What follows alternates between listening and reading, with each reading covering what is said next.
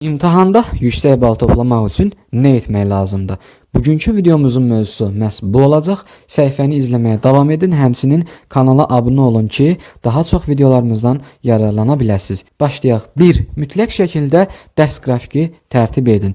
Yəni siz hər hansı bir fənnə nə qədər vaxt ayıracaqsınız?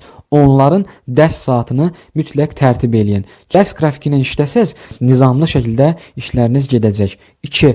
Çalışın, disiplinli olun. Çünki disiplinli olmaq gələcəkdəki uğurun əsas açarı hesab olunur. Mövzuları, vaxtaşırı mütəmadi olaraq təkrar edin. Təkrar edəndə sizin həm yaddaşınız güclənər, həm də mövzuların mükəmməl şəkildə qavranılmasını təmin etmiş olar. 4. Çalışın, heç vaxt motivasiyadan düşməyin. Nə bilim, testdə bu qədər səhvim oldu, mən imtahanda nə eləyəcəm? Bunları düşünməyin. Çünki səhvlərdən öyrənə gəlirik. Səhvləri öyrənməliyik ki, sabah imtahanda bu səhvləri bir daha etməyək. 5. Çalışın, mətnlərlə aranızı yaxşı edin. Çoxlu mətnlər işləyin, müxtəlif vəsaitlərdən istifadə edin. Mətnlərlə işləmək sizin məntiqi təfəkkürünüzü inkişaf etdirmiş olar. Həm də sabah imtahanda mətnləri işləyəndə artıq o cavablar artıq gözünüzdə canlanmış olar. 6.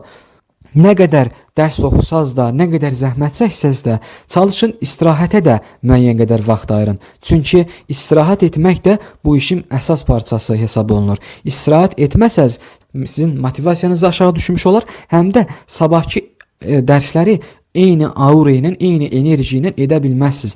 Ona görə də çalışın, ən azından hər fənn arasında 10-15 dəqiqə istirahət edin. Da çox yox, 10-15 dəqiqə. Çünki çox etsəz, sizin fokuslanmağınıza müəyyən qədər mane ola bilər. 7. Çalışın, bir yox, bir neçə vəsaitlərdən istifadə edin. Müxtəlif vəsaitlərdən istifadə edəndə sizə ayrı-ayrı situasiyalar təqdim olunur axı. Siz onları artıq görürsünüz, gözünüz ona öyrəşir. Ona görə də artıq bilirsiniz ki, imtahanda nələr düşəcək, nələri yaza biləcəm və mən nəyi öyrəndim. Belə. Ümid edirəm ki, məlumatlar faydalı oldu.